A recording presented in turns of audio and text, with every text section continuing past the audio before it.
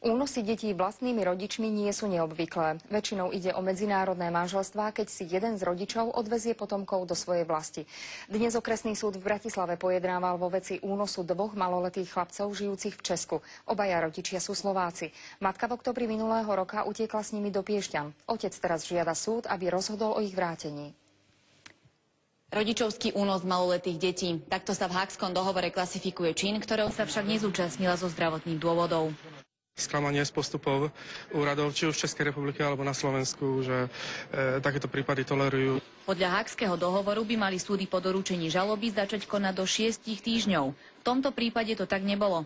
Lehota 6 týždňov na rozhodnutie vo veci podľa dohovoru nebola dodržaná z dôvodu, že súd zisťoval skutočnosti pomerov otca v Českej republike a skutočnosti pomerov matky. Naposledy okresný súd v Bratislave riešil podobný prípad v novembri minulého roka, keď Slovenka žijúca vo Veľkej Británii utiekla so svojím synom Samkom od tuniského manžela. Súd rozhodol v prospech matky. V Lani evidovalo spolu 38 nových žiadostí týkajúcich sa medzinárodných únosov. Čo sa týka žiadostí v priebehu riešenia, tých bolo v Lani spolu 145. Niekedy aj deň alebo týždeň bez detí je veľkým utrpením, buď pre to dieťa, alebo aj pre toho rodiča.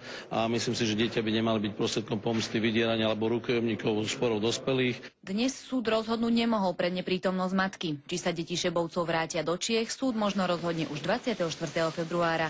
Kristína Kormutová, Slovenská televízia.